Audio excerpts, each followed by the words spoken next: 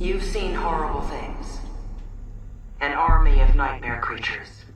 But they are nothing compared to what came before. What lies below. It's our task to placate the Ancient Ones. As it's yours to be offered up to them. Forgive us, and let us get it over with.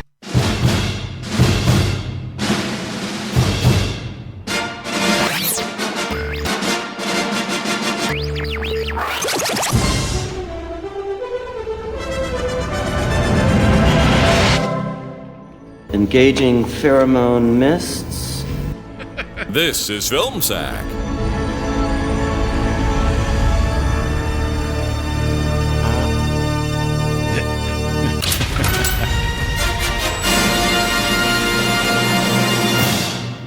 Oh, sure.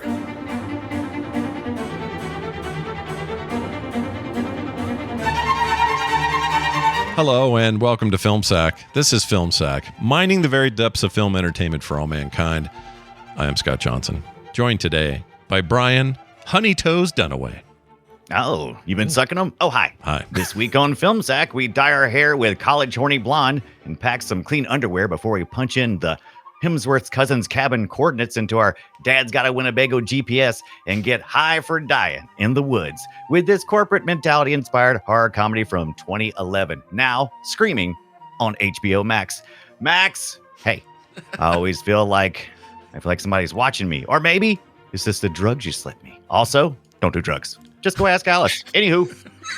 Ever since I was first supernaturally conjured into existence as a result of humanity's sins and then decades later placed into this corporate hell of a cubicle that is literally a cube suspended by dark magic and left waiting to be elevated to the surface when I am summoned by the youth of today's society to act as a death-dealing cog in the wheel of the well-oiled machine of work-life balance of sacrifice and order, I have been asking myself just one question. Where's the shitter? I mean, should I poop in the corner? Not while that low-budget horror movie kid with teeth for a face is watching. I need a little more privacy than that. I got a shy colon. Randy, pipe in some of that. Let's split up smoke and let's get busy dying and let us get it over with. Where's the shitter? Amazing. Shit in the woods. Yeah, nicely done. Also with us, Randy. I've never seen an Australian and a New Zealander get along so well. Jordan. Aloha, Scott. Brian. Okay, here's the deal. As you all know, we're about to save the world again. We have to do this every 5 years on 5 continents, sending 5 innocents to their death. And I'm so excited. It's giving me 5 inches of, I'm going to stop myself right there because this is not about me having sex. It's about me watching people have sex for no well-stated reason, except that's what the demigods want. And we're made in their image or something. I don't know. Stop trying to make this make sense. And just get to work, people. We all need to put the evil back to sleep. And we're going to do that if you just follow my 3 simple steps. Number 1, we need to make it real easy for our subjects to figure out what's going on. It's no fun if we take basic precautions like putting one of our invisible alien tech walls between the subjects and all the levels of the crazy zoo they aren't supposed to find. Boo. Number 2, we need to make it real easy for the demon spawn in our subterranean crazy zoo to attack us here in these control rooms. Maybe build the control rooms right on top of the crazy zoo and forget about the alien tech walls for here too. Super smart, guys. Number 3, and this is so important. Don't script this thing out so that it's foolproof. Yeah. Let's just skip rehearsals. Let's just wing it with the fate of humanity on the line. Yeah. Let's focus on gambling on a whiteboard and hazing the intern. Yeah. Hold on. Shut up. The red hotline phone is ringing. I'm just kidding. Screw that thing. Who's doing pumpers with me? There's a real party in there, man. There's a real party in that office. Finally with us, Brian. He's never quite gotten over being stabbed to death by a unicorn ibit. It really did hurt, and that's the monster I really want to see more of. All right, so I got to apologize to people last week for playing the song, the Pina Colada song that really, unfortunately, stuck in people's heads, and they were kind of stuck with that earworm all day long. So I'm totally not going to do that again this week. Never. And I'm totally not going to pick the song that everybody hates to hear this time of year for my film sack intro. Oh shit. We were celebrating in the lab late last night when our eyes beheld a shocking sight. The virgin and the stoner had escaped their doom and somehow made their way to the control room. They did the purge. They did the monster purge. The monster purge. The nightmares started to surge. They did the purge. On us all they did converge. The monster purge. They did the monster purge. The mummies were wandering through the conference rooms, and the sexy witches were flying on their sexy brooms. The giant snake had eaten most of the security team, while Sawblade Head was figuring out the soda machine. They did the purge. They did the monster purge. The monster purge. The nightmares started to surge. The monster purge. Don't let your party diverge. They did the purge. They did the monster purge. The dragon bat was flying around. The Hell Lord was going to town. In the woods. While the flying, screaming Japanese girl was doing karaoke in the lounge. The scarecrows were hitting all the lab staff with corn, and Killer Clown was killing and honking his horn. While you wait for us to make Cabin in the Woods 2, pay a visit to hell and tell them Sigourney sent you. You'll do the monster purge. The monster purge. On special effects we did splurge. Monster purge. Watch the Easter eggs emerge. Monster purge. They did the monster purge. Well, that was good. That was good way to great. kick off the It's October the 1st. You know what, it is though? spooky season. I will say that was the only thing I loved that intro. The only thing that I didn't like about it is your background singer stuff was really, really awesome, and it made me very distracted. I couldn't wait to hear Brian go, "The monster purge." I just purge. That was so good. Oh my gosh. Recording that thing, all I could think of was a dude in a black onesie dancing with a pumpkin on his head. Perfect. Nice. Oh, I love that guy. The greatest gift of all time. Who doesn't love that guy? He's amazing. Anyway, yes, Brian Dunaway is correct in his exclamation that we begin Sacktober today. It's literally the 1st of October. Yep. Yeah. First day, man. Planting our flag, having a great time this month. And we start with The Cabin in the Woods, which fake Scott Fletcher will now explain. All right? You might be a little different than you expect. Here you go. Enjoy. The Cabin in the Woods. Oh, my God. 5 friends go for a break at a remote cabin where they get more than they bargained for, discovering the truth behind the cabin in the woods. Lots of blood and swears, too. Oh, and some boobies. Brian does Tina. One of my favorite voices. Wow. A lot of it today. I just thought, may as well use that a couple times. That was actually one of my backing vocalists for my intro. The Monster Mash. I can hear it. The Monster Purge. That's amazing. The movie is The Cabin in the Woods. This is 2011's film, as we've referred to already, directed by Drew Goddard, written by Joss Whedon and Drew Goddard, and starring your Chris Hemsworths, your Anna Hutchinsons, and your Kristen Connollys. This is all before Hemsworth's about to hit it, right? This is yeah, man. This was just very casual Hemsworth, right? It was not... Yeah. He was not, we weren't there for the Hemsworth. Because that same, was it the same year, the next year we got the Red Dawn remake, and then right after that he got cast as Thor during all this? Right. Or something? Yeah. Must have been, the Thor was released this year, or the same year as this. It was released in 2011. Oh, was it? Okay. But it probably got I guess it depended on when you got the gigs or whatever. Exactly right. One could have been early in the year, and then the other one could have been late. They just, that Thor movie was just one they were able to scramble together in a couple months. But it did feel weird having a mega superstar in this movie that didn't seem like it should have a mega superstar. There wasn't a mega superstar. He wasn't. Then, yeah, exactly. Yeah. But it felt like he still was. Because Thor was later that year. So, I remember at the time thinking, Oh, that's that dude who played George Kirk briefly in the 2009 Star Trek. Right. And then I mean, very his quickly. acting is At the about time, the Bradley same. Whitford was, aside from Sigourney Weaver, Bradley Whitford was probably the biggest star in this. Yeah. Totally forgot Sigourney Weaver was in this. Totally forgot. Yeah. That's my main question is, isn't this a Bradley Whitford, Richard Jenkins movie? Like Kind of. Yeah. the five subjects of their experiment, or not experiment, but whatever. The 5 subjects are important, but they could have been anybody. You know what I'm saying? Yeah. Like they're like. In fact, the movie even tells you this is like versions of this are happening in other parts of the world. By the way, we are going to spoil. It's such a spoilable movie. I'm so glad I didn't know anything about it going in. Oh, yeah. Oh, really? No, wait. Is this your first watching? Yeah. It's great. Oh, wow. That is awesome. Cool. I Yeah. can't wait to hear I what you think. Because I didn't know anything about it, and it's so spoilable that I was like, I was asking in our Discord yesterday, like, I wish there was a way for us to put something on the very top of this episode. Like, we're going to spoil this in our greetings. Like, we're going to spoil it so hard because it's like I don't know if it. I want to talk with you guys. Does the movie depend on the twists and turns? Well, Like, you know, okay. is it- It's This better is if funny you- you if say you don't that know it. because when I went in the first time, saw it in theaters in 2011. I think I've seen it. This is my 4th time or something.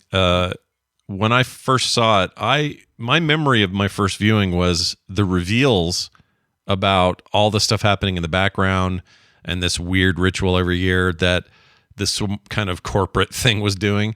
I thought that was way later in the movie, but it's literally like right away. The first 2 It's actors the you opening see. scene. Yeah. Yeah. The title card, even.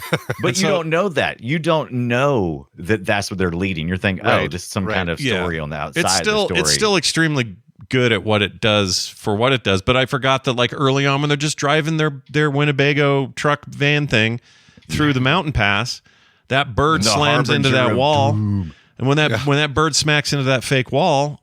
Yeah. That right there is like, oh no, wait, isn't that later? That's when he hits it with a motor. You know, in my mind, I thought they'd let way less. They let way less hints happen early than this thing I doesn't was- hide anything. You're just finding all the pieces and putting them together as quickly as you can. They definitely do not try to hide nothing. Yeah. They just put it all on display. So I guess which is it's still a interesting. puzzle, right? Like, Yeah. there's still all Yeah. those Yeah. ideas of like what's going on, and ultimately you don't know about all these monsters and this underground, ultimate evil they're trying to appease and everything. So I'm jealous of your getting to see this for the first time because it's a really fun thing to see. It's a good new surprise, it is. right? It's the fun of the film, and there's this like fun in the making of the film. You can see people having fun.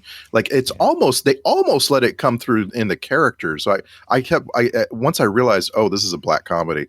I was like, I wonder if there's ever going to be a moment, especially when this Fran Kranz guy, I'll bet he lets on that, that the actor knows he's in a black comedy. And Right. it was like, that was okay. I was okay with them. You know what I mean? With them hamming it up. Bradley Whitford and Richard Jenkins really pushed the envelope, Yeah, I was curious how you would feel if, like, I kind of already knew what was going to happen when I first saw it. I knew some people already kind of let me know that it was different. It was different than what they were necessarily advertising. Because if you go in as a true horror aficionado and going, oh, sweet, they're doing an update for, that Cabin in the Woods kind of slasher film, and then you get this, I don't know how long you'd take you to stop being butthurt to go, okay, this is a really clever idea. Yeah, I don't know. I wonder about that. Or were there people who are like, wait a minute, this is like the setup for an Evil Dead movie. Even the trap door and the freaking thing opening on its own. That's ripped right out of that. And it was obviously in a lot of ways there's an homage going on there.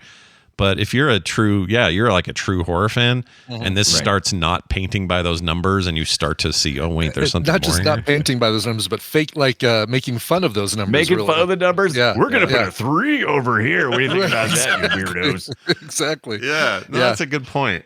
I hadn't really thought about that. Like that's the whole point, though, right? And the writing of regardless of how anyone feels about Joss Whedon these days, his writing lends really well to this. It's very His character stuff is always really it's always been good, Yeah. right? Interactive Always a characters. wink, Yeah. A little bit of a knowing wink to the audience. Yeah. even Whether it's stuff like TV shows, Dollhouse and whether Alias. it's his shows or like, the first Avengers movie is really good at that. And it shows here. I think this movie depends on that working. I don't think it works without it. These are great characters. As a matter of fact, sometimes you forget they're playing with the trope so much that it's like, wow, I don't think they showed a single boobie. You're like, I don't think they showed anything that you would usually expect to see in these horror movies that kind of make them, taboo for a lot of young kids and stuff. But they did a little bit, but not very much. Most of it was just discussing stuff. You got two boobs. It's a rated R movie. And, It's still a rated R movie. Lots of blood. Yeah. And there is nudity. I'm curious. I saw the nudity.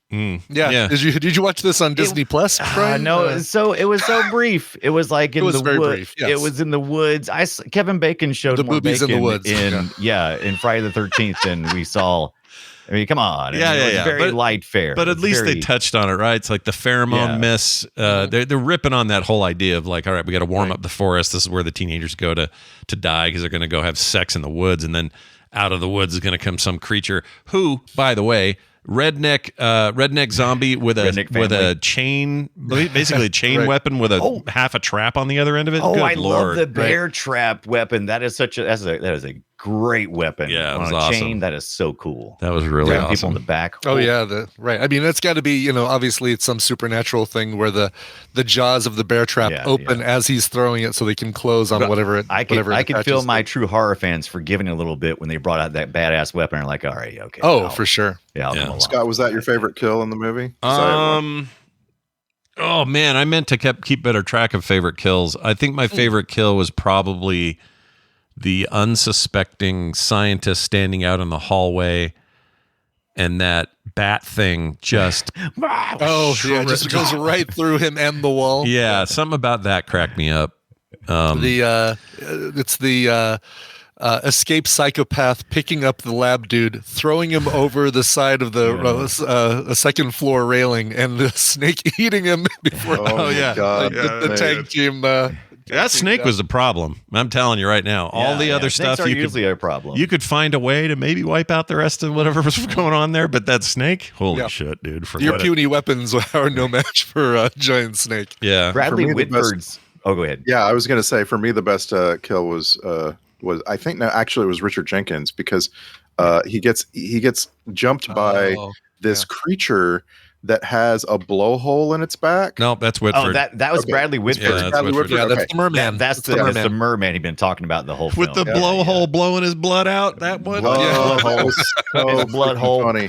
Yeah, I paused the movie. I was laughing so hard, and I'm all by myself. No one would watch a movie like this with me, and I'm all by myself laughing so hard because someone had thought to do creature design where that blows the. Yeah, it was fan-freaking-tastic. Richard Jenkins got lucky. He ended up just accidentally walking into her knife or her defense mechanism. He got off easy. He slowly died in the hallway or whatever. Yeah. I hated Jesse Williams Holden's character, the one that's kind of like the voice of the conscience is the audience connection, right? Yeah, he was kind of like, I don't know about all this, you guys. Is this the right thing to do? And he just kind of like got ate in a corner. And I was like, oh, well, that was. Well, no, he got stabbed in the car. Remember, got it right through his throat. You talking about Jesse Williams? Oh, I'm sorry. I did say Jesse Williams. You mean Brian White? You mean Truman? Brian White was talking about the guy. Yeah, Truman. The guy. The Truman guy is. They both have dreamy eyes. That's all I know. He's this guy. Grab a bucket for me. He is way because he is. You guys are right. He's supposed to be us, right? He's our anchor he's in the audience film. connection. But he's also such a trope of this this thing. And by the way, please don't hammer the trope button throughout this entire episode. This is a movie about movie tropes, right? Right. And so like we could just anything we're talking about. Right? It's you can go exactly. It's a right. This is a trope alert free zone because it's when everything's a trope, nothing's. I'll tell you what. I'll play one. That covers the rest of the episode. Okay. All right. Brian White's character is a neutral third party. Right. Which is so weird. Like it's like you just keep wanting him to react, and he never will because that's how that trope works. Right. He is just there to observe and report, basically. Right. And I just love that they kept putting him. He's just standing there. All these weirdos are partying because they just saw live sex on cam, and he's just standing there like, "What are you people doing?" Yeah. Right. It's such a. I don't know how to explain this. It's such a like, hey, what if kind of discussion of what if we took all these ideas about these people being killed in a remote cabin and we're still going to make it gnarly, right? It's going to be really bloody and violent and all the trappings of she's kind of she sleeps around, so she's going first, and Hemsworth's kind of big dumb jock, and this other guy's smarter and a little more helpful, and Kristen Connolly looks like the survivor to me, like all of these things. They play those up like they're the movie, but then they do this subversion in the background. It's really smart, and I can't believe they wrote this in like 3 days, according to trivia. Oh, really? Wow. Yeah, that's whole screenplay in like 3 days, and it said that both Goddard, the director, and Joss Whedon were coming off failed projects, which I tried to figure out what that was, and I couldn't. And they were both just like, "Oh, we got to do something dumb or fun or whatever," and this is what they came up with. And I think that's what inspired this movie, is it being so brief. They didn't overthink it. They had a kernel of a good idea, and then did the improv thing where and then 3 days later they come out. And it's like, oh, this works really well. Yeah. And I think the brevity of it really helped it. the marketing's good too. The poster is so great. Yeah, it really is, because it's vague, and it once you've seen the movie, you're like, oh, okay, I see what they're doing there. Yeah. But before that, you're like, oh man, what are they? They're in some sort of Rubik's cube of a house. Right. Is this Hellraiser in the woods? What is Hellraiser in the woods? Well, it's Hellraiser, except instead of pins, he's got saws, and instead of a cube, he's got a sphere. And everything else is the same. I like those. They obviously, Hellraiser fans, lots of nods to that series. Oh yeah. All over the place. A lot of these creatures and stuff are old, new, and everything else. But I liked him in particular because I swear, in fact, I texted it to you guys, but he looks like Matt Frewer. He looks like Max Headroom. Max Headroom. Yeah, he does. I really could have blades through his face. I could have sworn it. I would have gone if you guys said yes. Can you imagine them doing a Matt Frewer film and not letting him talk? Because half of the fun of Matt Frewer is hearing his weird, No, you're right. his weird voice. You're right. But still, a lot of great things about a lot of these characters. They had them in these cages, just with these predator stares on their face, and you're like, oh, I want to see him get out, because I want to see that shit. I want to see what he's going to do with those blades. I can't wait. But most of the kills at the place were just bats and flying shit that you just didn't really catch. It was just a bunch of CGI. Yeah, it was kind of chaos in there, but yeah. According to the I went down a deep rabbit hole with the cabininthewoods.fandom.com. Oh yeah. I already shared with you guys the American ritual consists of the following specific rules, and lists all the rules that the American version of the ritual. Awesome. The rituals are different in different countries. Yeah. The saw blade head dude, the pinhead knockoff, is named Fornicus, Lord of Bondage and Pain, and he's one of the. Perfect. He's a Cenobite. He's a Cenobite. He's listed on the whiteboard. The gambling whiteboard. Nice. Yeah, the gambling whiteboard's a great thing to talk about too. It is, and Greg Zak is the actor who plays him. Oh, okay. He had a good look for it. Yes. And I would watch a Fornicus movie. I'm telling you right now. Yeah. More it'd be such a Cenobite fest, right? Though I mean, it's just Hellraiser, which I love, but I do love the design is just so beautiful. That's what I'm saying. Do something almost. I don't know, but it would have to be a full parody, but you could have some fun with it, or just get him out in the sequel or something, which we've been promised for years and has never happened. And I don't know why. Yeah, Randy, you were trying to say something earlier, and I cut you off. There's just so much. There's so much here. I guess what you were just reminding me of is that not only is this movie about tropes, this movie comes 20 years after Scream, right? So they have to be different. And it's so not only is it about tropes in a different way, it subverts a bunch of them. There's a lot of times where you have expectations as the viewer, and the movie's like, no, we're going to do it the opposite of that. Mm-hmm. And I just thought that was really fun too. Mm-hmm. The best example I can think of is when Jesse Williams goes into his room and he's like, ooh, there's a scary painting. I will take that down. Yeah. And then he realizes he's going to be able to see Kristen Connolly naked here in a minute. Yeah. Yep. And you're like, okay, so this is the lurid part of a scary movie, right? With teenagers, they're all in their 30s. Well, these are college students, right? So that's that's right. They're college. Because one of them slept with her college professor. That's right. Yeah, that's right. She's not a virgin. They're still playing older. They're still playing younger, but they're older for sure. Yeah. But then the movie has him, Holden go, nope. I'm stopping this right now. I'm not gonna allow this to happen. Mm-hmm. And you're like, oh, subverting the trope. Interesting. I wonder where. And like, it's because the movie knows that you've seen scary movies, and that. doesn't need. But then to they show you subverted the that. trope plus again because you thought Jesse Williams' character Holden and Dana, Kristen Connolly's character, were going to be the two survivors.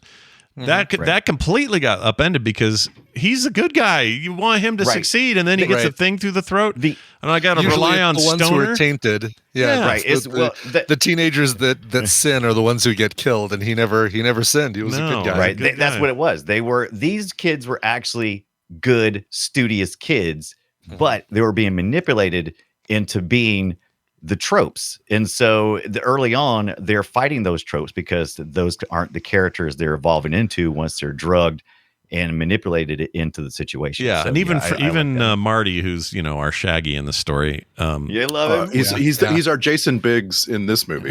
Okay, yeah, I can see that. Yeah. He made me laugh a lot. But he had met Franz Kranz. Is that his name? Was his name Franz Kranz? Yeah, weird Franz. Francis Kranz. Francis There you go. Kranzis from Kansas. He has a bong made out of a coffee cup thing. Yes, it's like one of those collapsible coffee cups, except it extends to ridiculous. Yeah, I looked this up. size. So there was trivia in the IMDb as well, but I went to confirm it. It's a thermal coffee mug bong combo that is fully functional as a mug and a bong if you stretch it out. and The prototype cost $5,000 to make that shit. Wow, that changes his character completely. Well, of course, all these kids are super rich, even though they're driving an old Winnebago. They're still super And rich. what's the point of making it functional? For as a prop master, why do you need it to be a functional coffee mug? I don't know. Because I'll bet you that was a good 2,000 of that 5,000 was making sure it was liquid, Structurally. structural integrities to not let liquid out. Yeah, that cracked me up though. Him collapsing that thing. I'm like, oh my lord, what It was a good gag. It was worth it. It was worth it. Yeah, but he's I want to good. remind you. Yeah. I want to remind you, this is our third Fran Kranz movie. What? Really? Yeah, we saw him in Matchstick Men where he played slacker boyfriend. I think that's a really course. funny. Sure. Imagine that that's on your character list. And then we saw him in The Village. He and Jesse Eisenberg were like the two around 20 years old, like guys who were always doing pranks and stuff. He's been typecast. Oh, there's the this- lookout guys. Yeah, there's this early Yeah. scene where they're playing a game where you stand with your back to the woods and see how long you can make it before you freak out. He's one of those guys. Wow. Yeah. Yeah. Christoph Crane. Sorry. Back in Dollhouse, obviously Joss Whedon has a swimming pool filled with people that he just ladles out into every movie, Yep. along with Amy Acker. But he was the tech guy in Dollhouse that made sure all the dolls performed Oh, performed their I hated duties. Dollhouse didn't do well. better. I enjoyed Dollhouse. No, Yeah, I did Dollhouse was too. great, but I forgot he was in that. You're right. He was the nerd. Yeah. He knew all the shit. He knew all the shit. He plays it well, right? And he plays it hilariously here. He I really love does. that his drug use counteracts the corporate mind control that they're trying to do, and ends up destroying the world. Right? Yeah. That's the whole thing. He's actually the harbinger of doom, even though we literally have a harbinger of An doom. actual harbinger of doom. Right, Well, right. I wouldn't go up there if I were Hold you. on. I want to argue that because the movie makes it really, really clear that corporate ineptitude is what that's the brings down harbinger. the whole world. Oh yeah. It is the corporate, but yeah, he's the harbinger. He kind of calls it early on, saying that Because his weed was so society doesn't powerful, exist. man. He could see past it all. Yeah, I mean, basically, yeah, exactly. This is the most pro-weed film I think we've seen in a long time. Yeah. It doesn't feature Seth Rogen. This movie could have steered into that farther, and I'm surprised it didn't, because there was this whole Office Space subplot where they could have spent a lot of time making us laugh at people miscommunicating and misunderstanding what the other department's doing and so on. They kind of just like played it like, Japan regularly fails. Really? That's a concern because they're trying to save the world. I think the trope there, and that's what makes that kind of funny. And they almost got rid of all that Japanese style. Oh no, stuff. I love that. I love. Yeah, the it wings says they and almost flares cut it and all. that stuff. But their whole point there, I think, is at least this is my impression. Maybe I'm wrong, but it was like the reason they keep failing over there is Japanese horror as a genre almost always has everyone survive it. That matters, Right. So they solve it by surrounding it, doing this thing, and then getting the spirit into the frog. Like that sounds like a atypical Japanese plot in one of their horror movies. And Right. so I think they struggle over there because the tropes don't work as well. Like over here, we're just like, well, of course that guy's going to die. Of course that girl's dying next, like. And that's, of course, the American opinion, of course, is we Right, express yeah, with the that's what- corporate. Right. Right. Yeah, And the thing is, I think if you look at this from this is a comedy about like Office Space, then it's saying that the organizers of the stuff in Japan are failing. Right, and that's just like, that's kind of wrong. Like I would imagine that, they are the most, diligent and, intelligent and so forth. So it's just a weird little part of this movie that it doesn't steer further into the corporate talk. Which is I think in that, from what I read in the trivia, that was why they were thinking about cutting it. So your brain's in the right place because they felt like, well, is this just too? It's making the audience think too much about what this takes in other places. Why don't we focus here? Sometimes it's fun to go bigger, and I think they put in just enough. It was just enough for me to realize, oh, okay, so they're doing this everywhere. This isn't just here. Yeah. And you wouldn't have a bunch of Japanese schoolgirls go to a empty cabin in the woods somewhere in Japan. Because it doesn't match their tropes. Schoolgirls. Yeah, and it would be happens at school. It's wraiths and rings and weird girl down the hall coming at you too fast shit that they like over there. Right. Yeah, Right. Face. Apparently, they don't like hair covering the face. It really freaks them out over It's there. exactly. And lots of hovering. Yeah, Right. lots of hovering. Holy shit, the hovering. And night shirts. No, thank you. Is what the Japanese say. Night shirts. No, thank you. Hospital clothing. Yeah, Yeah, night shirt. yeah. Exactly. That's fun to play with those things. Right. And I think they did a good job of it here and made me appreciate it. I think this feels like one of those movies that just shouldn't work. Like, it just should be a mess. Easily could have failed. Yeah, and then just the right writing, the right people, the right timing, maybe the right freedom from the studio. I don't know what all comes into place, but And one big part is the fact that the ritual itself can be super vague and explain a lot. Like you can explain, all right, how did we convince these kids that Hemsworth has a cousin who has this cabin? Because that's, I don't think he's got a cousin. I don't even think he has a cousin. Yeah. Do they implant something there too? Exactly. Yeah. Something to make them go to this, this place and all of these things can just be kind of hand waved as part of the ritual. The old gods give us the ability to make some of these things happen exactly the way they happen. So I was able to explain away everything except for where the creatures poop, because there was a bunch of creatures. It bothered me. I was like, well, you can't just have a bunch of evil just like in boxes. Filled, especially that giant snake. I mean, that giant snake has got to lay some giant poops. Yeah, I think it's all supernatural. Like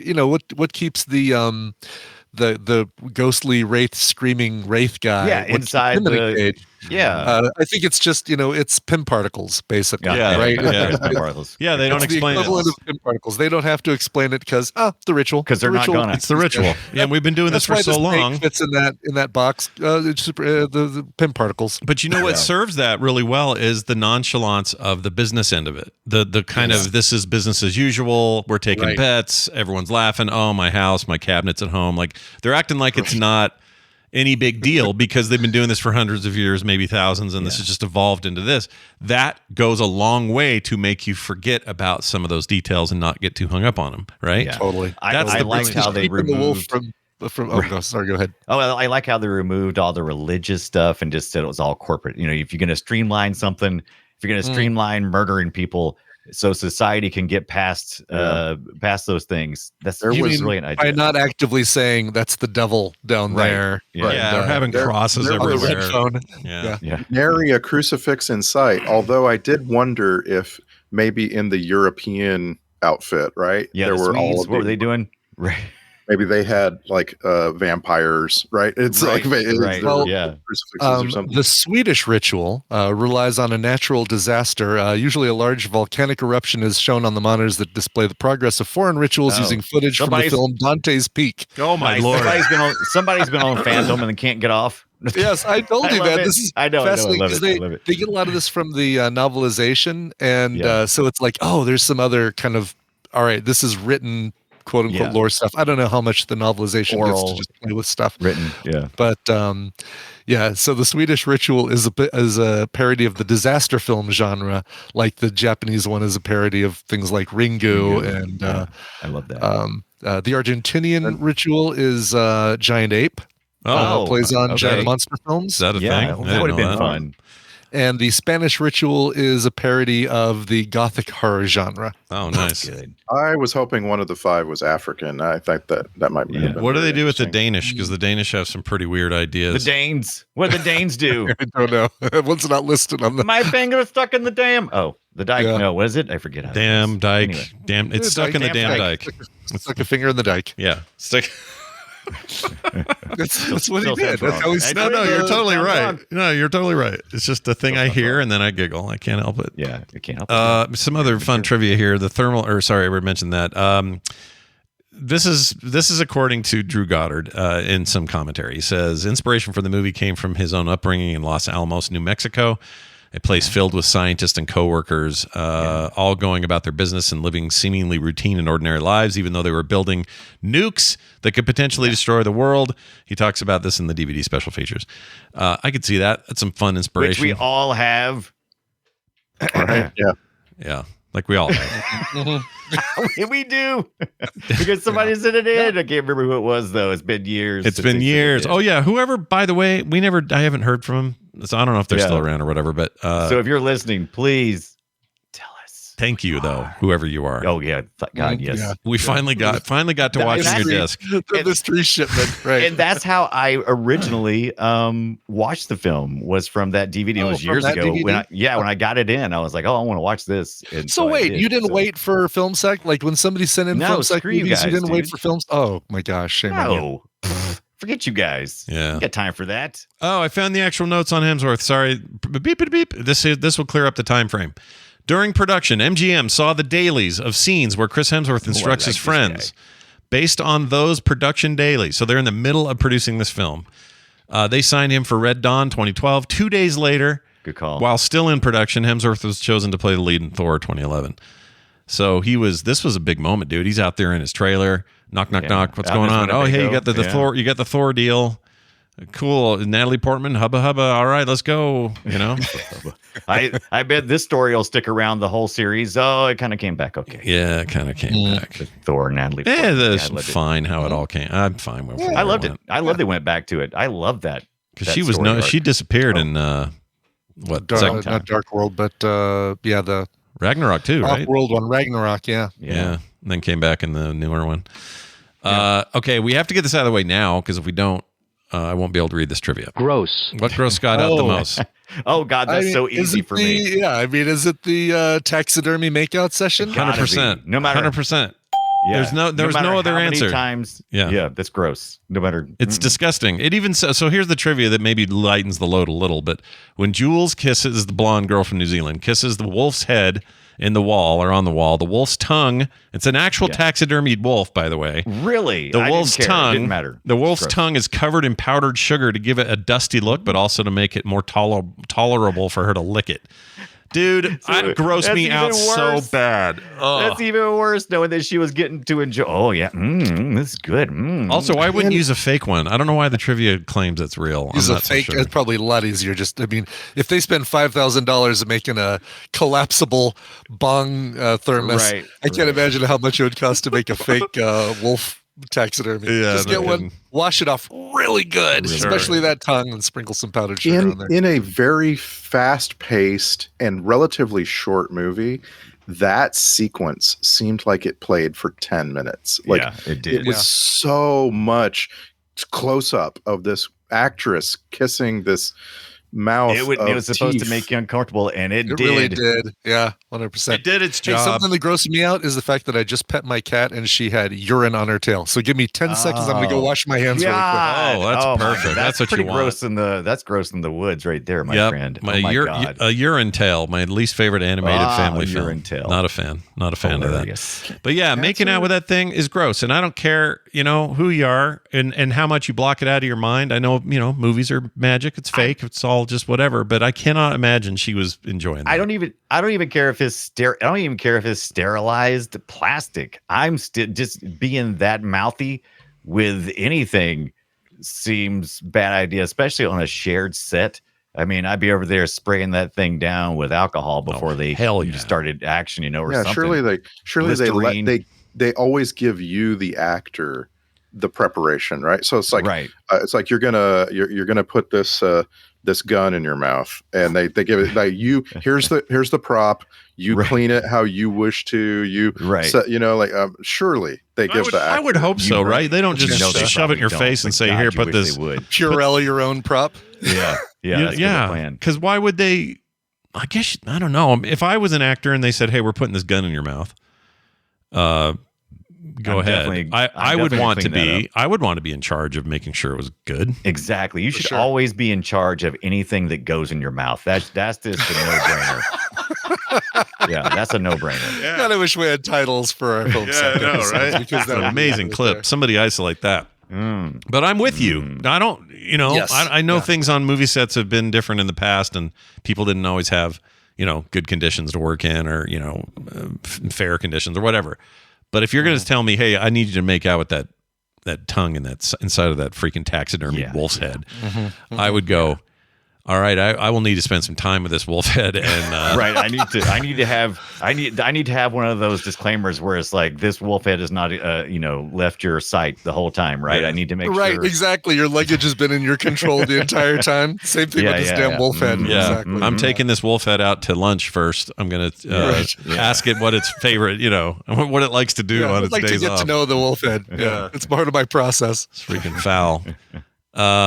Another one here, it says, I already told you guys this. They read the script in 3 days. I'm not a script writer, all right? I don't know what the process is. Could that mean they just had a quick idea that weekend? And then I'm sure all the hammers, I'm sure they didn't finish hammering everything out. Okay. Like that right. day, Probably wrote the plot in 3 days. Screenplay took a lot longer. And Do you think most people work backwards? This is just a weird question about writing that I don't understand. I hear a lot of authors say this, with the exception of Stephen King, which might explain why his endings are so bad sometimes. Yeah.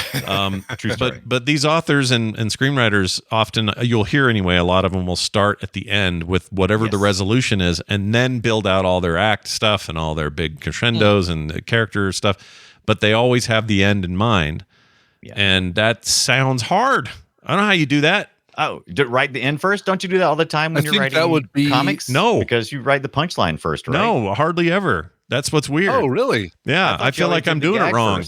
I feel like you have to have I mean, you've got the punchline in your head though, as far as what it's going to be and stuff, right? It depends. Sometimes when I sit down and do one for, like I did this recent one with a bunch of fish, and they did or the whole point was to make fun of this character named Terry, who's one of those deep sea fishes with the weird light hanging out in front of him from his tail. Yeah. And how distracted he is by it. Whatever that is. Yeah. And when I started that one, I had already kind of drawn all the characters, but I wasn't sure how I was going to have them interact. And so I think I'm doing it wrong. And I always have. Doing it wrong. Charles everybody's Schultz, got their own process. Sure. Charles Schultz used to do the same thing. That's how he said he wrote his. He would just sit down and start, having the characters talk, and then it would end up wherever naturally. But a lot of writers and cartoonists do write the punchline first and work their way back. Well, that's just easy. I guess it do, right? So like we're talking about pantsers versus plotters, right? Yeah. And I have always personally, like, if I'm writing something, I'm a pantser. I'm like Stephen King. I'm like, there's something here I need to start writing, and it'll uncover itself. But like most writers are surely plotters. How could you end up with a satisfying conclusion if you didn't plot? Yeah, I'm a plotter. From the end first. Yeah. I always think of the end first and then how we got there. So if anyone out there does screenwriting or anything, I would love to just hear what people's methods are, because I find that super interesting and kind of impenetrable. I don't understand the magic of it and how you do it. Well, as a comic writer, because you're both an artist and a writer, like, do you often feel really comfortable that you know the whole thing before you start? Like, I realize a comic is a very, very small amount of writing, but like it's still let's say it's 4 panels. I kind of know when I'm going in. I'm like, all right, I'm going to have these interactions, and they're going to come out to be sort of like this. But oftentimes, what will happen is when I actually get to it, it will change. Oh, yeah. But I'm sure that's true of a lot of writing, right? Like and I bet that's the same. I mean, you probably know going into a screenplay, going into a script, this is where I want things to end up, and then as you're writing, you write all these branches and all these things that, like, oh yeah, it would be much more effective if for the ending, if they see this first, or this foreshadowing, or this other thing here happens. And so I think, you probably know real skeletal bare bones thing going in, and it just the way you just described that. appropriate for this for Sacktober. Yeah, I like that. But then you just flesh it out again. Yeah. As you go. But that's pretty much how most people would. Some people do it organically, like Randy was saying, with the pantsers, and some people do it, with method. It's like art. You know what? It's like a painting or like an illustration. A little bit. You start. Some people will sketch big shapes and then work their way in, and the big shapes are to represent your final compositions. You know, your negative spaces and all that. And then you work toward detailing it out and filling it out. But other people, they will start with a point on the page and just start building a thing, and it's amazing when they're done. I call that doodling. That's what whenever I say I've been doodling, that's what I'm always referring to. It's like I just put my pencil on this piece of paper, and just wherever the adventure took me to. But that's I don't consider that my final product usually. But that's just but that's my point. Is like I can get to the same end result with a big broad strokes and then you're tightening fast it up. and amazing, you get it done. And somebody else will do it slowly and work from the middle out, and it'll be even better. And that process couldn't be more different. Like they're getting detailed immediately. Like their detail started with pen 1, and mine started after 2 sketches, 5 erases, and now let's go. Do you work mazes backwards or like God intended? He hates mazes. Scott hates mazes. I hate mazes. Hate them. Oh, didn't even work. That's a maze. I'm not doing it. Yeah, let me tell you what I do. I go into a restaurant like a Denny's, and they want to bring over like kids things, and if there's a maze on there, I rumple that up and throw it at the server. That's what I do. Yeah, good plan. Take your damn placemat, and no one's going to control you like corporate America did in this movie. I don't blame puppets. you. We're puppets. We are. In the end, we're puppets. That's right. Puppets. I'm not going in the basement either. My least favorite scene in a horror movie is the maze scene in The Shining, because it's Shining? a maze. Yeah, I really? freaking hate hedge mazes. It's mazes. very stressful, isn't it? It's very Least favorite part in any Harry Potter film too. I don't like that part. I don't like the then The Witcher, which is a game I revere and love. Witcher 3. Right. There is a huge segment where I got to do a bunch of shit in a maze. Freaking burn that in a fire. That whole piece of that game. The Atari 2600 game adventure in that labyrinth. Well, okay. Now, if you're giving me like a first person sort of, I'm walking, I discover a thing, this door opens, and I'm making a map behind me, that sort of thing, I'm fine with that. That's fine. But when it's like, when you're like a top down, and it's that thing where you're like, well, your eyeballs got to I hate those. I don't know why I hate them. You know what? I don't freaking hate. You know what? I don't think a maze is a maze when you can actually just climb over the wall of the maze or walk through it. So I'm usually like topiary mazes and stuff, like the head in The Shining. I'm like, whatever. Corn maze, don't scare me. Yeah. I'm through your corn maze, brother. I'm coming out. I don't like corn mazes. Don't scare me. They just irritate me. Right. We're going to next weekend. We're going to this thing in Lakewood called Cider Days, and they have what's called a hay bale maze. And I saw a photo of this thing, and it's one layer of hay bales arranged in a maze on the ground. So you basically are just walking. You can just look around. You just step over if you want out of this thing. It's a maze on the honor system. I don't care for that. That's so funny. Not a single maze in this movie, by the way, right? By the way, comedy demands that when you're at Cider Days, you post and say we're in Cider Days. That's how it works. Insider nice. Days. Love it. Dunaway, there are no mazes in this movie, but it implies a place. It implies mazery, right? Right. Like mazery is implied. They're being corralled, right? Are they puppets, or are they people being pushed around in a maze of sorts? Also, I didn't understand how they were. There was another thing that I didn't understand about the movie was, at first I thought, they're killing the people and then they're taking that blood, and they have where they got killed was a pool where they could get the blood. Siphon the blood. Pushing? They were dripping the blood down into those the monument. There's a monument to the 5 archetypes. Right. And the deal is you have to have the first get bloodied first and the last get bloodied last. That's the rule. Whose blood is that though? Because it's not the blood of the people apparently. Because it's just stored. Yeah, it's just stored blood. Symbolic. I love how you've been on the fandom page for sure. It's stored blood. It's does it say it in here? I think it does. Let's see. It has to be O-type negative, and Here we go. With each death, sacrificial blood must be poured into stone tablets that symbolize the individual's Okay. archetype, thus signifying their punishment and death. So it's just a jar of blood that they Just kept around. anybody's. Yeah, It's just anybody's blood. Okay, that makes sense. Sorry. I thought I also had the question because they never really made it clear if the minute the girl died in the woods and they cranked all that up and the blood came. Right. The first time we saw that, You think I thought, Yeah. are they pulling it from the ground? They got special Now go siphons. fetching corporate America- Hemsworth's body from the canyon just to you know corporate America is having like a blood drive and they just keep that blood. You know that's what's really happening. They Here- just, Here's what I don't understand though. Why don't okay, see, and this is why this movie's so good. It doesn't make you ask this while it's happening. But later you start asking questions. And my question is, if the goal is just to sacrifice them all, what you do, you can do the ruse all the way up to the point that they're at the cabin. Then a trapdoor opens, all 5 of them, 3 of them, 4 of them, whatever they are, fall down into a tube and slide into that room. And now you off them one at a time in the order it's meant to be. There's red Oh, tape, Scott. There's red but tape. the ritual. They have Yes, to choose. They have to There's choose. red tape. In order for the thing to be successful, they have to choose an object. They have to choose their death, and that's what. Yeah. I mean, again, Yes, this is- it's the hand wavy. It's the thing I said at the beginning. It's like no, it has to be done this way because ... It has to be done this way. right. The demon god under the Earth's crust demands it. With That's the big the thing. hand, the one with the Yeah, big Giant hand. the big hand. yeah, Like with the cool like lava look inside his wrist. Oh, love that. That was actually pretty rad. And the way it ended was great because it was just like, yep, that's it.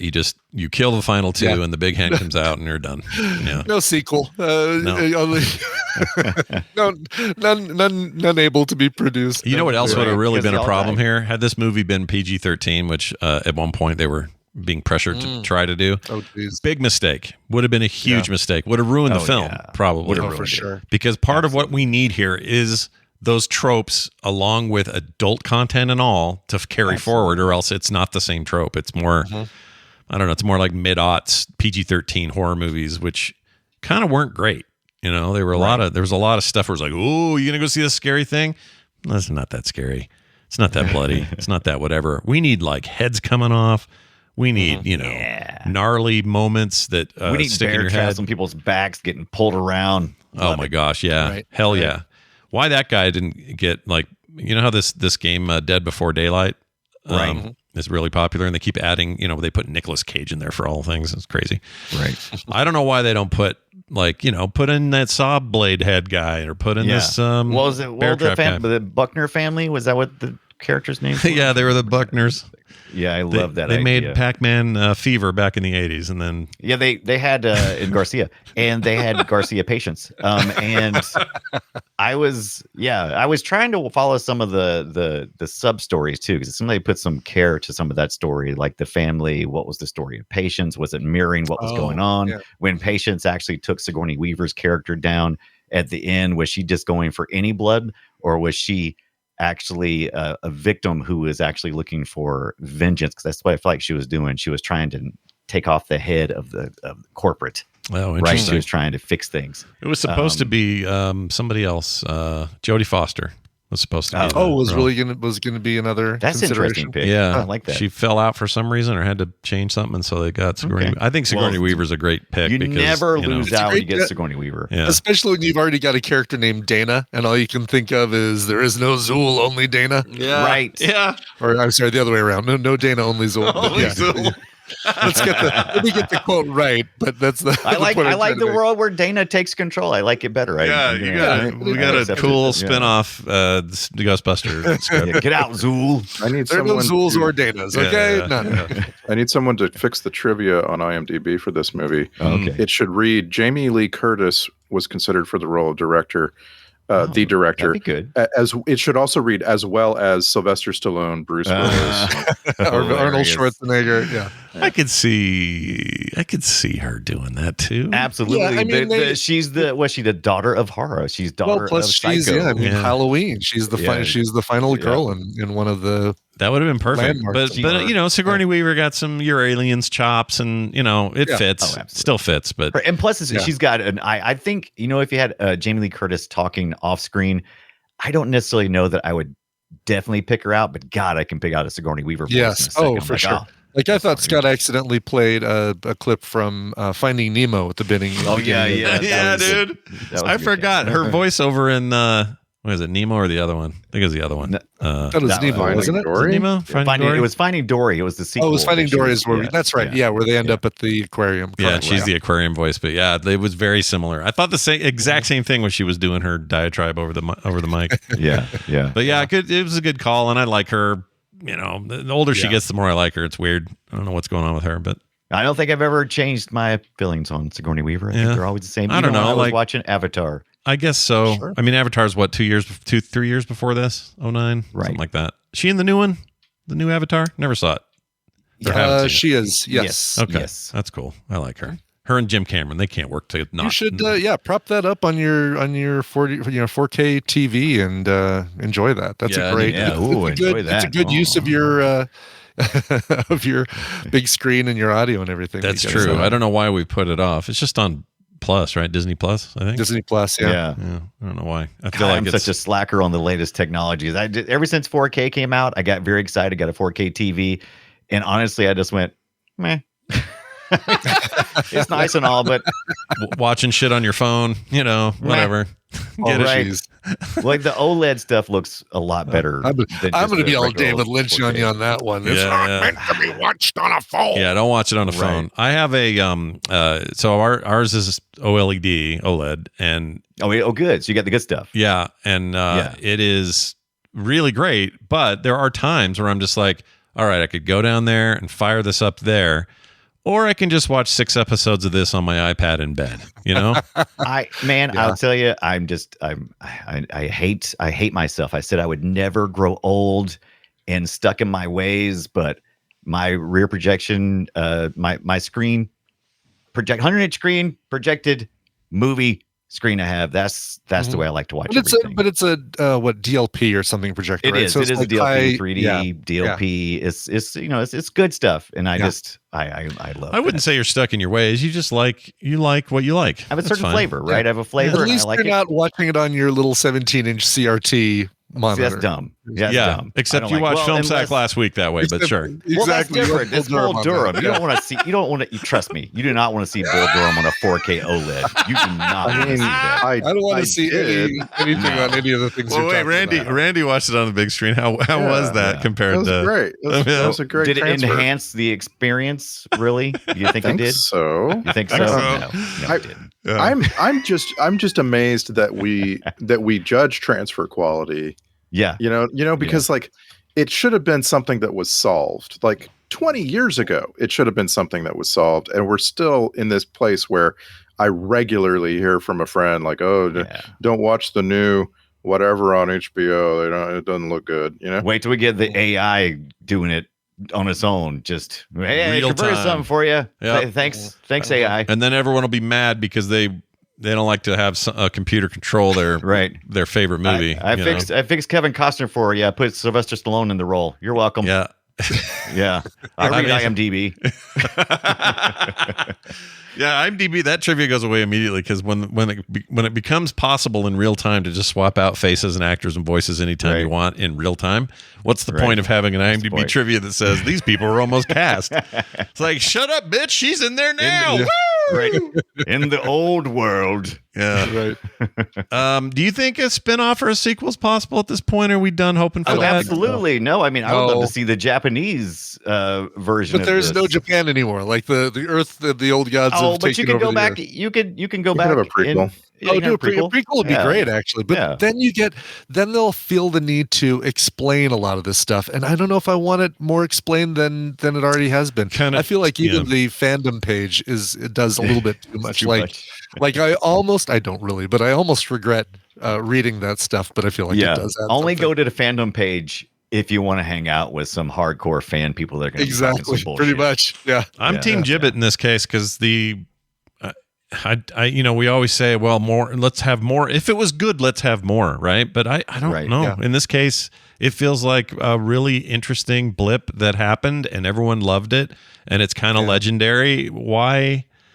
Right.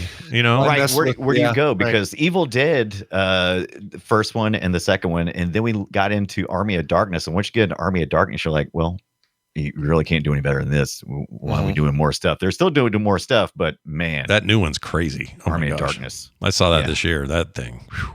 If you want to see, You still do it. Yeah, if you want to see a thing that looks like Sam Raimi went back to college, and I mean Ooh, this in I a do. I mean this in a good way, like that primordial He keeps growing. dark horror business.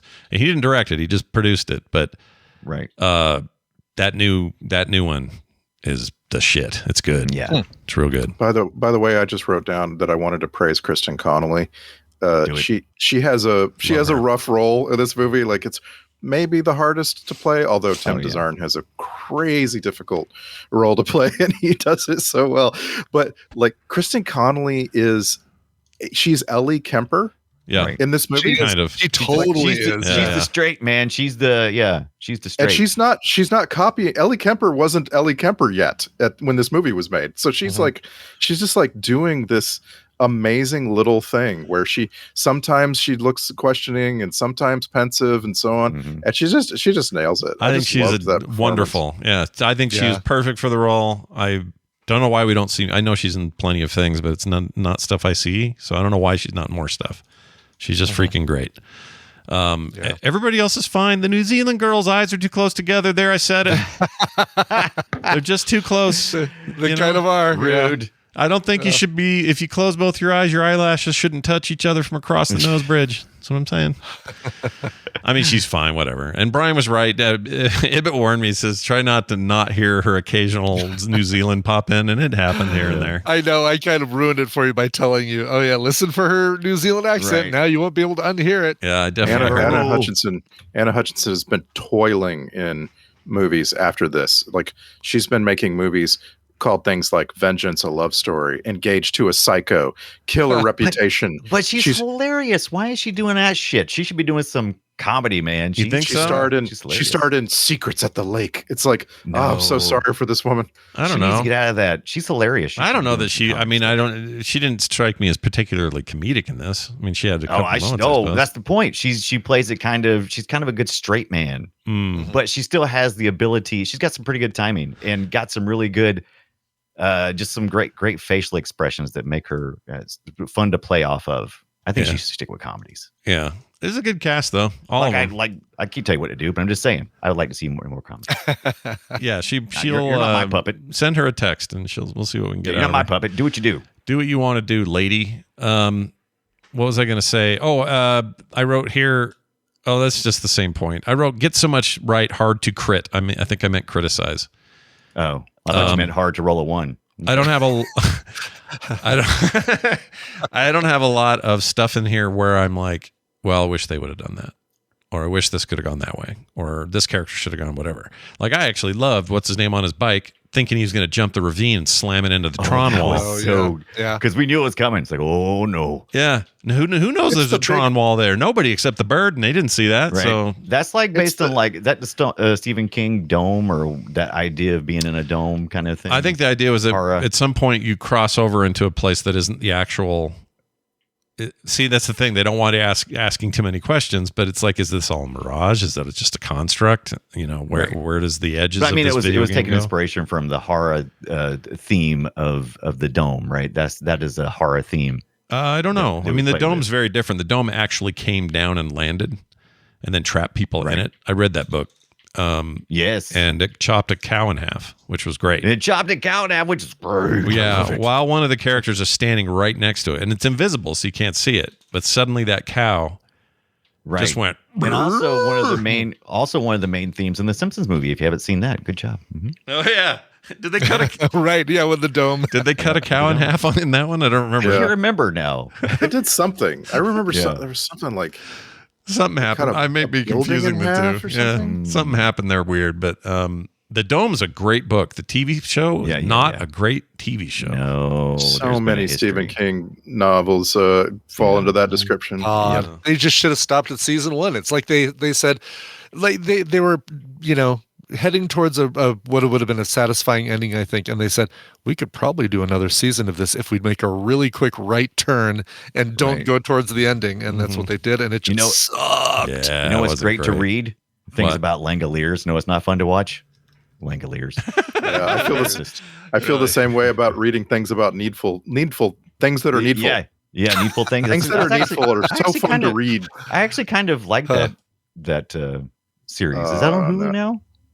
There's a series? Yeah. Is it that right? The Needful Things? Is that the one I'm thinking of? Or is the other one? No, Needful Things is a movie, right? Or wait, Oh, Just maybe it's just a movie, yeah. Langoliers had one season on Sci-Fi. Nothing. I'm not seeing anything about a Needful Things series. my biggest problem with Under the Dome was it was made for network television. Yes. And they toned a ton of it back, and it would have done. This is like same year as this, I think. No, 2013. That show would have been a much better take on Netflix or some hardcore HBO remake or something. Yeah. It's like stuff you see with La Brea and Timeless and other things where it just they have to do too many things to make it fit the network TV formula. Yeah. And even when they get close and it's good, like Friday Night Lights and Hannibal are both great examples of this, but they all got cut short because those things don't last on network TV. So I don't know. Yeah. Under the Dome, redo it. Get in there, Stephen King. I'm working on a new adaptation of Under the Dome. Maybe get off Twitter. That's a bad Okay, so It sounded just like him, actually. Yeah. Can I just have another moment on Tim DeZarn as the guy on the outside that you meet before you go into the woods? The Harbinger. I love that guy. Yeah. Mordecai, right? Mordecai? I think Mordecai. Yes. That guy's great. My own speakerphone. That's a hilarious scene. Now, this is a guy with a great agent. He's been in Spider-Man and Fight Club and so on. Yeah. And he is just perfect in this movie. When they get to that ridiculous gas station, I was laughing out loud. It is ridiculous. Yeah. And he is just so freaking funny to me. Yeah. I wish they'd found more use for him in this movie. In more movies. I remember him from Fight Club, was it? Let's see. Yep. Red on Airline. Yeah. Oh, did you say that? I'm sorry. Oh, I missed really? that. I missed it too. I might hear missed it too. Yeah, we all missed it. Sorry. Just like, what if a red on air light flashes in a forest and nobody's there to hear it? Does it make a sound? Light? Yeah, does it cast any light? Sorry about that. The other one I was thinking recently was I think Better Call Saul had a one shot or something. Anyway, that dude's face isn't. There's no way you don't know him. You see him and you go, "Oh shit, there he is." And he's great. Guy. I love him. More of him, please. Before he dies, he looks very old. Do you guys want to do some clips? Did you make clips this week? I did. All right, sweet. I don't want to blow your mind, but I did. Are we gonna hear naked boobies? You're not going to hear them, but you may. Are we going to hear a husband bulge? Husband bulge? You forgot about that. That's such a disgusting thing to think about, isn't it? Ugh. You will actually hear a husband bulge. Good. Okay, good. Yeah. That's all I was hoping. Yeah, that's weird. Here goes. Let's start with this one about cabinets. So you want to come over Monday night? I'm going to pick up some power drills, liberate my cabinets. We didn't talk enough about how much lubricate my cabinet. Yeah, I love him so much. Or not lubricate. He said Bradley Whitford. He's fantastic. Yeah, I just love him. His dry wits is so good. I love it. I think he said liberate, not lubricate.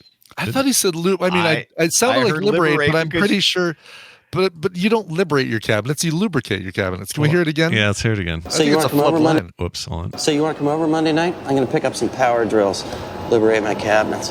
Liberate my cabinets. Yeah, I guess you wouldn't lubricate your cabinets with power drills. Liberate your cabinets is just taking the doors off, right? Yeah, he's gonna because his wife earlier in the conversation he was talking about how his wife wants new cabinets and he's got to take the old ones down. So I think it was liberate, and that's called liberating your cabinet. I guess I don't watch enough Fix It or Flip It because I think he never heard the term. It was his own liberate take. Your cabinet. He's like, I'm gonna take. It would be like saying, let's see, I'm gonna take. I got this old Genesis. I'm gonna take a screwdriver to it and liberate it from its RAM or something. I think it's no. that. The running joke was that they had been baby proofed.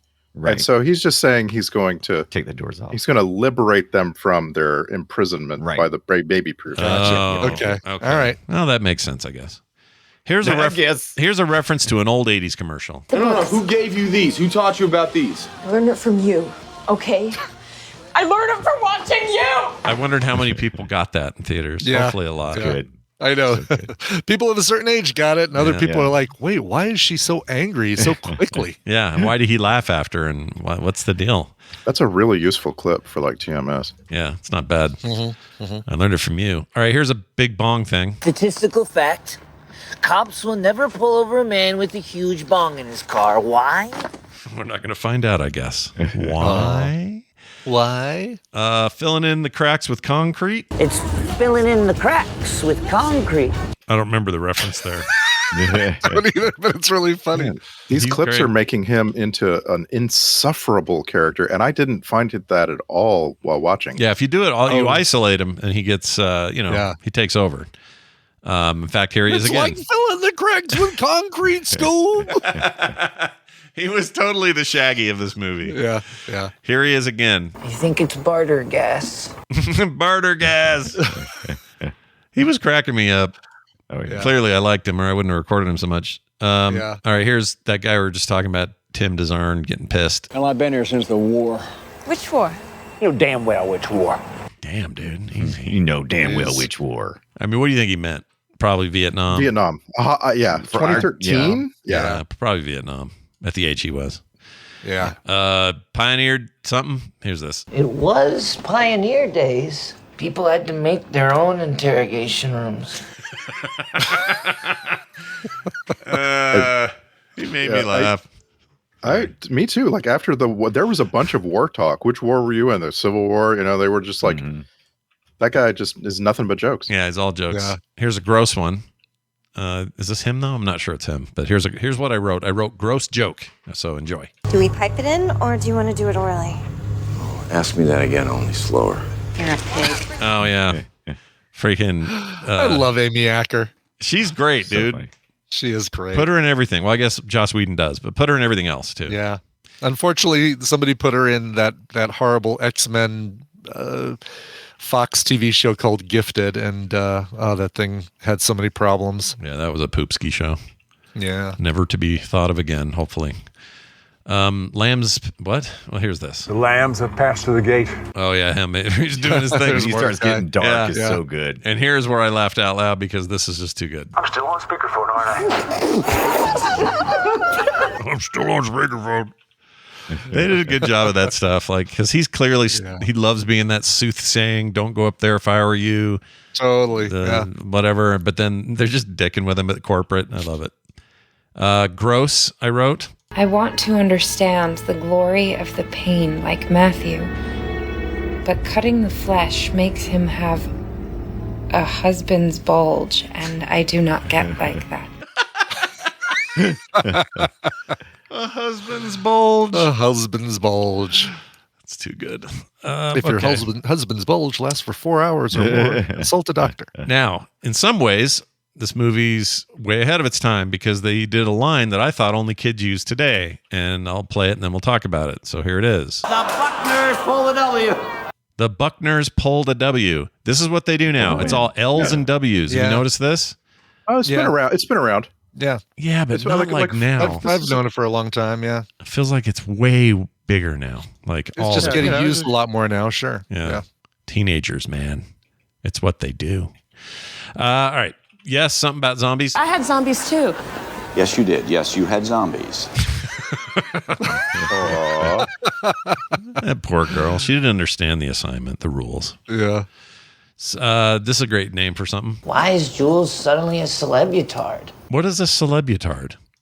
Like it's basically celebrity paired with the word that we don't say. The R word, Yeah, it's like Paris Hilton was. the Kardashians. Okay. Yeah. Okay. But why did they say that about her? Because she was dancing? Is that That's why? the way she was acting, because she was acting like she was an airhead, right? Okay. That's the way of basically saying she's an Yeah. airhead. But that was some of that's artificial, right? She was getting pheromone. Yeah, all of it was stuff piped artificial, in, right? Yeah, I guess so. This part made me laugh too, where she gets cold outside. I'm chilly.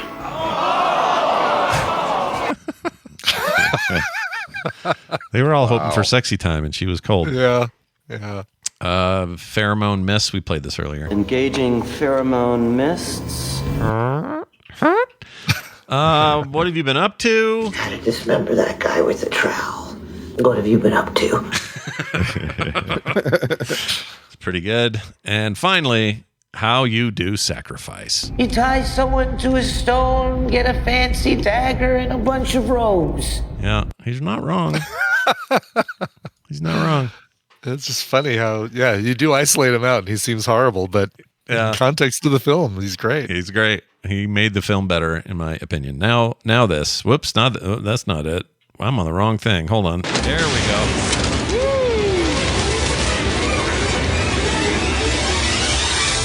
The Film Sack Checklist. A long tradition begins now. Bloody blowhole? Check. Oh, yeah. Richard Jenkins is a potty mouth? Check. Mm-hmm. Boy, is he. Yeah. And let's see. Had they known where Hemsworth was going to be in a year, they might have kept him around instead of the stoner dude? Check. Star Trek Connections, obvious one, George Kirk, but what else is there, Randy? Got any other?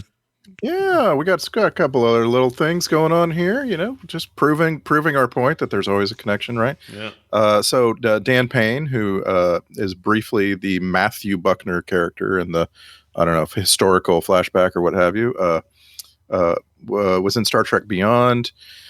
We also, by the way, saw Dan Payne before on Watchmen.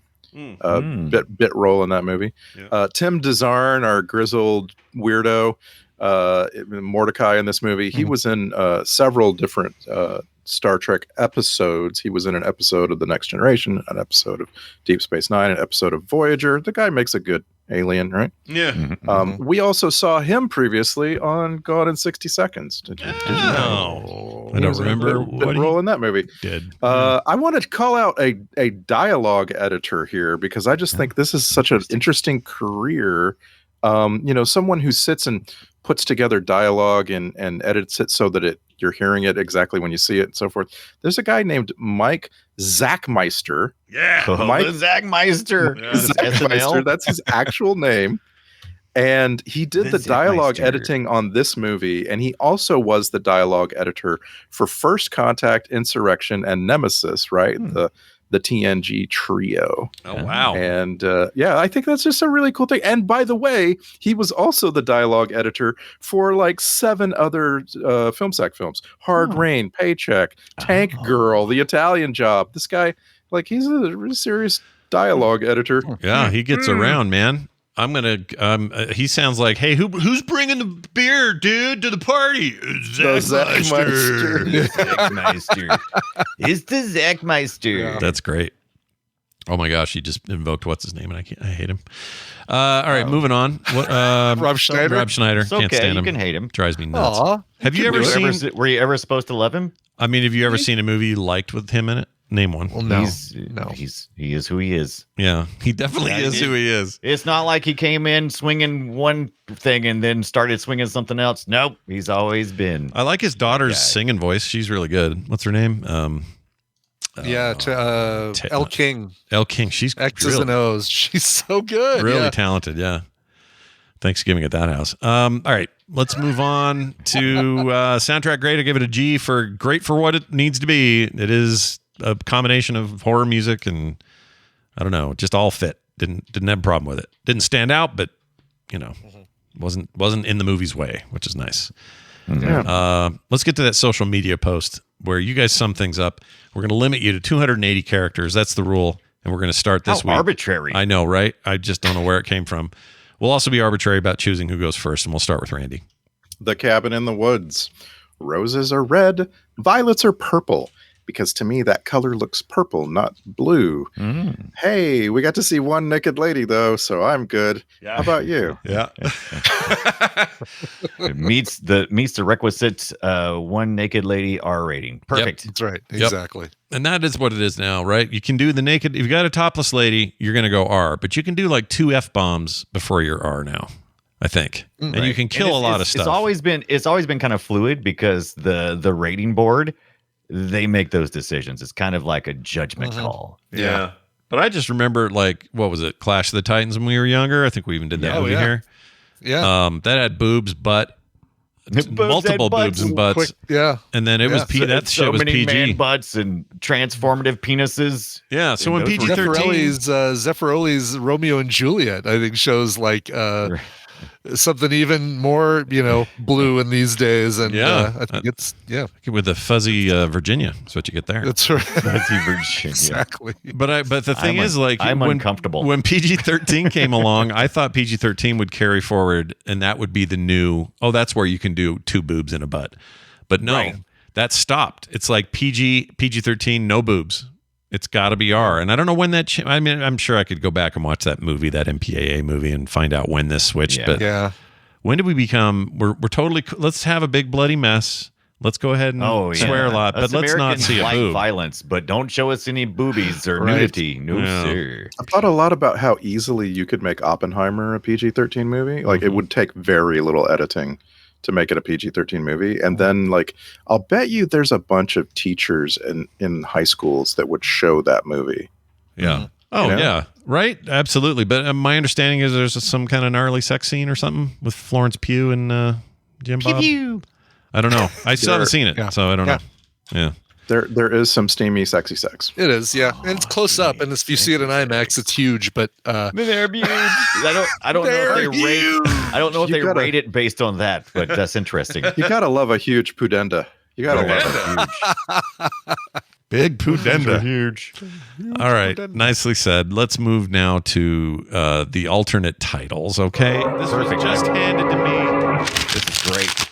Here are what the alternate titles were. It was almost called Pinhead Sues Sawface for copyright infringement, but they took that one out and decided instead with The Adventure of Dr. Unicorn Guts.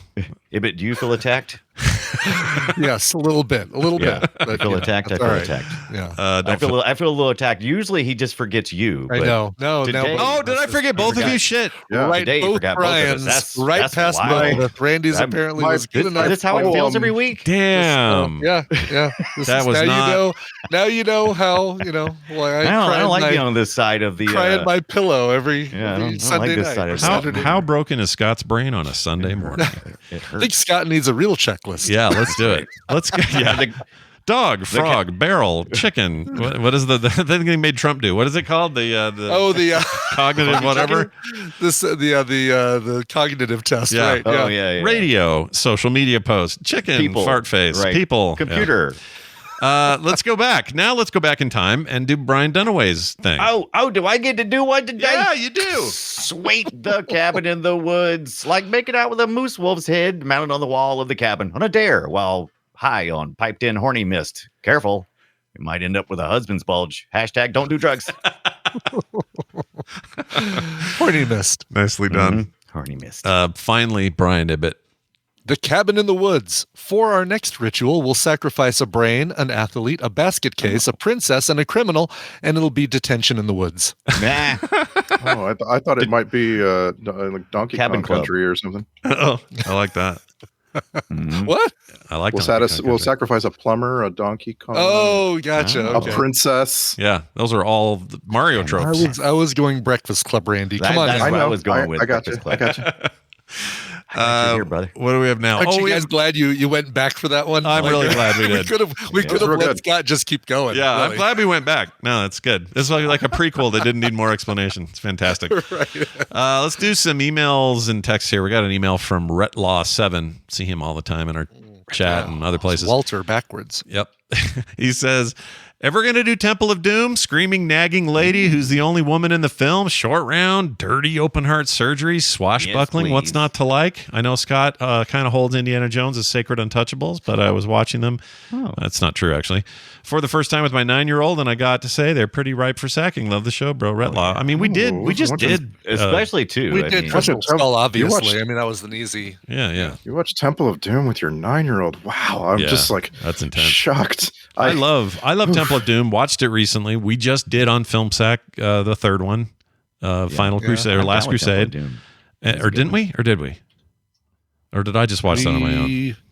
Shit. You might have watched it on. Yeah, you watched it on your own. We haven't done any Indiana Jones. No, we did Crystal Skull for Film Sack. I thought you were talking about the last one you watched.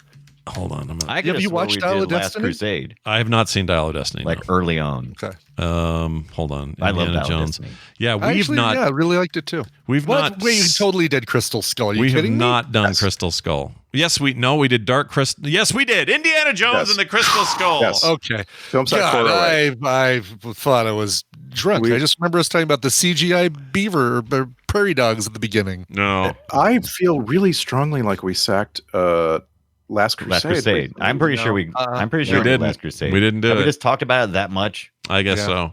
I have I don't sacred cow any of this. I'm happy to watch any of them. So let's do it. Sacred cow. I don't care. It feels like now that we've done Crystal Skull, the next easy target would be Temple of Doom. Sure. That's way to go. I love Temple of Doom, so I'm an unapologetic fan of the entire But we series. know that except Temple for of Skull. Doom isn't the best one, so we don't mind second that. Come on. Yeah, it's not the best, but it's not as bad as everyone says. I enjoy it. I like it a lot, and I actually think Short Round. We'll have to wait until we second to find out if it's back in the day, people thought Short Round was a liability to that movie. I think he is a strength of it. I think the movie's better for it because his nice little performance. Anyway, the point is, we're happy to do whatever. But this did bring up something in my head. I wanted to ask this question. For me, 100% the most sure I've ever been that we haven't sacked a movie that we did sack came up recently with, Smokey the Bandit.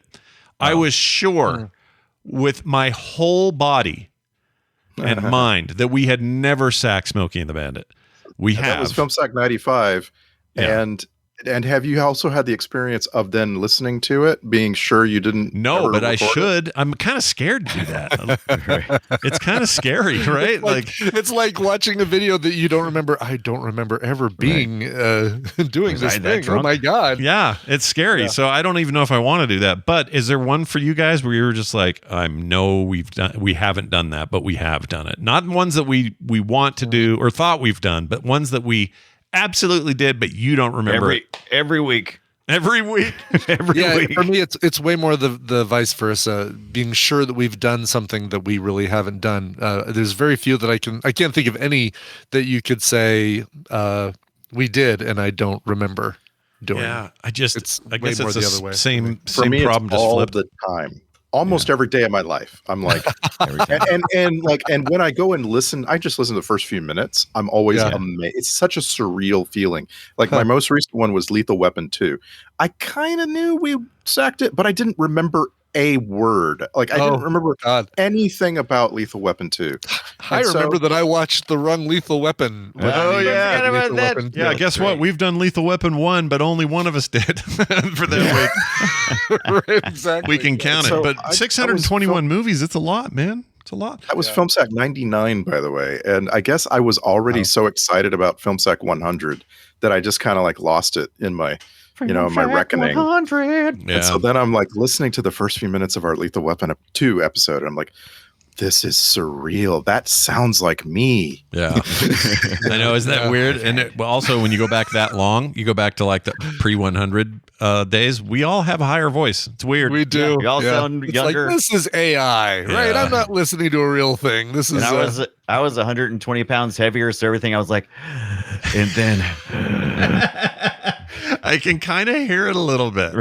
Like you have a different resonance. It's kind of like the new Post Malone album sounds different than his last one because he lost all this weight before making the new one. Yep. You can hear it a little bit, but in my case, I'm happy that I've gotten lower. I don't want to be higher. Higher sucks. Agreed. Yeah. So hey, you guys, it was time to do Film Sack. Yeah, that's how it used to sound to us. Yeah. So we sound like the fake Scott Fletcher voice. Bull Durham.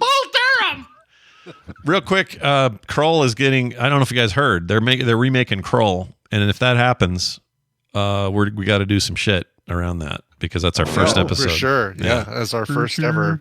Can you imagine though a remade Kroll? It just seems insane to me that they're even talking about it. But they are. Let's get to this text. This is from Tom, not our Tom, different Tom. I have the perfect little music parody album for Brian. So this is for Brian Ibbott's songs. He says it should be called Original Motion Picture Sound Sacks.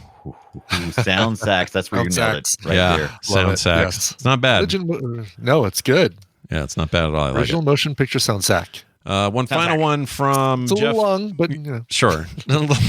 It's a little wordy, isn't it? It's a little wordy, but I can go with that. Yeah. Jeff Smith wrote in, says, hello, Film Sack. This is Jeff Smith, not of Bone fame. I want to. Oh, and that guy's speaking of Jeff Bone, the cartoonist. He's recovering from his heart attack, and it looks like he's going to be okay. So, good news on that front. He says, I just want to mention something funny Scott said in the Flash episode. I think he meant to refer to the actress as Wish Tessa Thompson, like you ordered her from Wish. Oh, from Wish. And she is not quite the same quality. But Scott called her Make-A-Wish Tessa Thompson. Make-A-Wish. As if she was given her role in the movie because she was terminally ill. Thanks for the laughs. Good idea. Intentional or unintentional.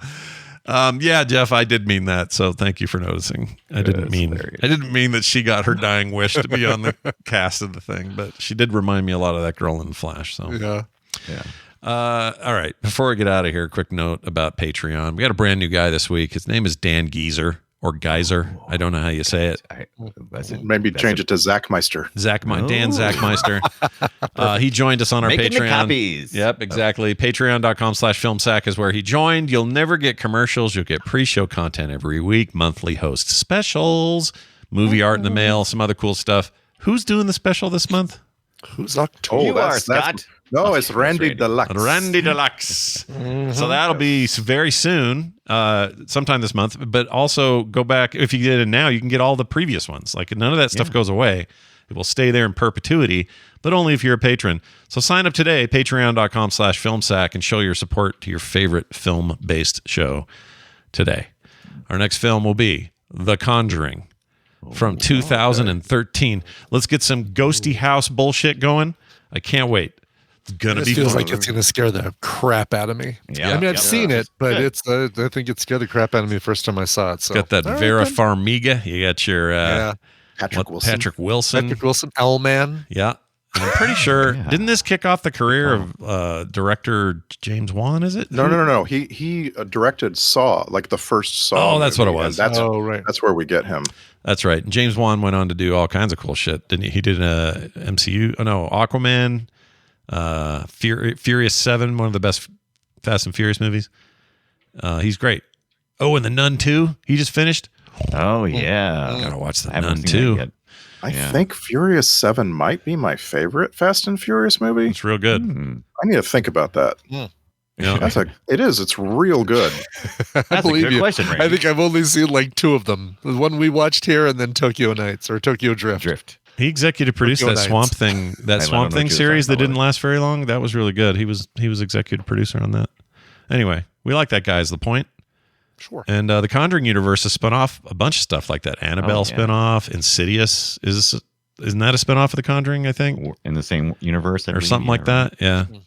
And then Cool. did he do Saw 10? Oh, just producer, not directing. Saw X. Yeah, Saw X, which is Ox. getting good reviews. Kevin Greutert. And it looks like Scott Summers on the front with some kind of broken eyeball thing. I've never seen The Conjuring yet. Oh, I have exciting. definitely seen the movie poster many times because it's got this funny shaped tree and a noose hanging from it, and it always makes me stop and go, "Hey, what are you doing with that rope? Right. What are you going to do there?" Yeah. I'm of the opinion that all good, the better, let's see, the more your horror movie is set in the 70s, the more scary the game is, or the movie is. For sure. It's an uncomfortable decade for whatever reason. Yeah. Can't even put my finger on why. It's just, I lived through a chunk of it. Energy We all did. crisis, Vietnam. Yeah, what's the deal? I guess so. What Part of war? it is like there's technology, damn but it's well. all analog. So you can't fake through phone stuff or internet things. It's just still scary. I don't know. And there were all the serial killers in the 70s. That's when those guys thrived. Oh, serial killers were awesome during the 70s. They loved were it. having a moment. Yeah, because they could get away with it in a way that you couldn't do today. And DNA right. was They new. got notoriety. Like, and now if you're a serial killer, you know, the deaths are talked about, but you're not given any sort of credit on the news to dissuade people from doing it for the attention. Yeah, definitely more now like that. But like watching Mindhunter is a great example of this. It's like, could that show would not be nearly as good if it was set now. Like, you got to put this shit in the 70s. So that's why we're excited. The Conjuring, the 70s edition. That's coming next week, 2013. So where is that? Max probably, because that's where everything is right now. Yep, that's we are stuck on Max for a long time. We're Every stuck week we're on Max Max. because Max is stuck on us. me. You. I was gonna go Huey Lewis in the News, but I like the Band-Aid direction. I think that's good too. That's pretty good. Well, I would like to tell people in the meantime, before next week, please enjoy this short Sacktober season that we're going to have, because it's the most fun we have all year, and we hope you have fun with us. In the meantime, go to filmsack.com for all the stuff you might need. Leave us reviews where you get your shows. That's it. It's going to do it for us, for me, for Brian, and for Randy. Engaging pheromone mists. Oh, I'm horny.